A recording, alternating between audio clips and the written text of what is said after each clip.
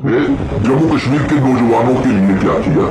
PHE, PDD, PWD के daily wagers, रहबरे, खेल, जंगलात, सेहत, एसपीओज, विलेज डिफेंस कमेटीज के member, contractual lecturers, land owners, anganwadi workers, home guards, dental doctors और गरीबों के लिए क्या किया? आपने क्या, यही नौजवान आपको बताएंगे,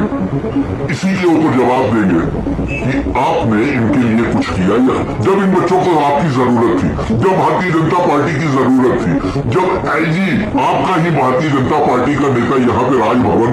में बैठा हुआ था और भारतीय जनता पार्टी के दफ्तर के बाहर 30 लाख बेरोजगार तमाम पत्रकार मित्र मुझसे ये बार बार पूछ रहे हैं कि एक हफ्ते के अंदर प्रधानमंत्री प्राइम मिनिस्टर साहब चक्कर लगा के जाते हैं, उसके बाद आज होम मिनिस्टर साहब आते हैं, 5-5 रैलियां कर रहे हैं,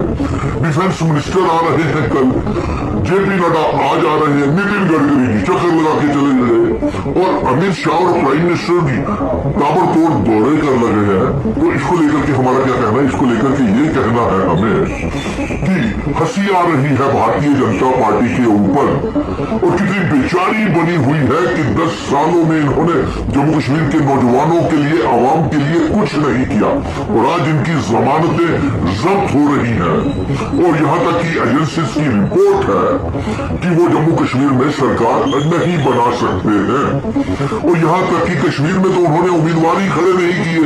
3-4 उम्मीदवार खड़े किए हैं, प्रधानमंत्री वहां भी भाग गए, पुंछ, राजौरी, स्वर्णकोट, मेंढर, पीर पंजाल में दौरे कर रहे हैं, अमित शाह जी रैली कर रही है। अगर आपने कुछ 10 सालों में किया होता जनाब तो आज आपकी ये हालत ना होती। अफसोस इस बात का आ रहा है। चलिए आप जवाब दीजिए, पिछले 10 सालों में प्राइम मिनिस्टर नरेंद्र मोदी जी और होम मिनिस्टर अमित शाह जी, आपने इन बातों का जवाब दीजिए और आवाम भी बोलेगी, नौजवान भी बोलेंगे, इसका जवाब देंगे इसी वीडियो के ऊपर कि आपने जम्मू कश्मीर के नौजवानों के लिए क्या किया? पीएचई, पीडीडी, पीडब्ल्यूडी के डेली वेजर्स, रहबरे, खेल, जंगलात, सेहत, एसपीओज, विलेज डिफेंस कमेटीज के member, contractual lecturers, land owners, anganwadi workers, home guards, dental doctors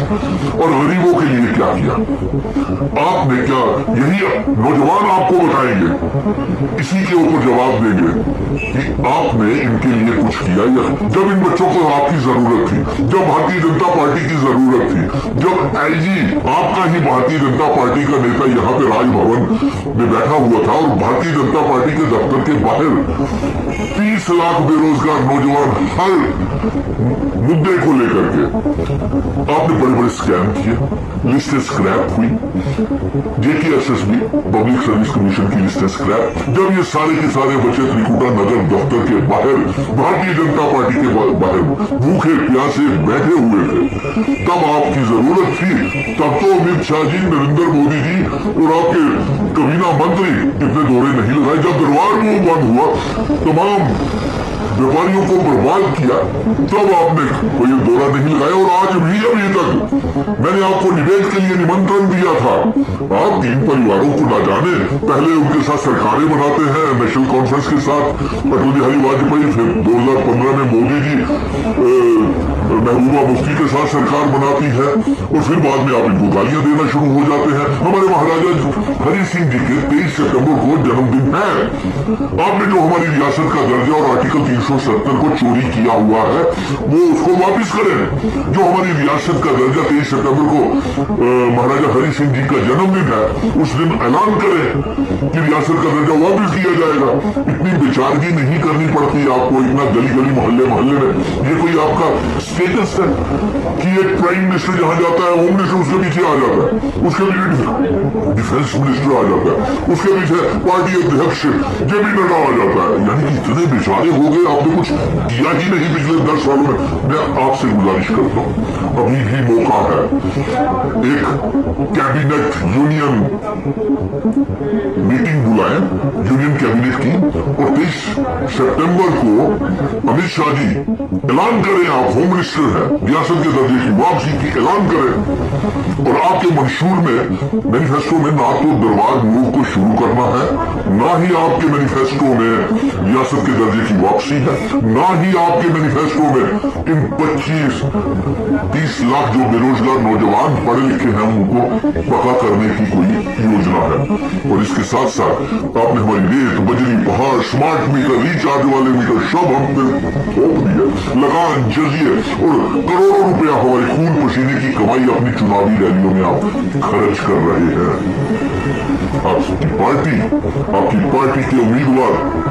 Narendra Rana, Surjit Singh Salathia, Shyamlal जो जिन्होंने दल बदले,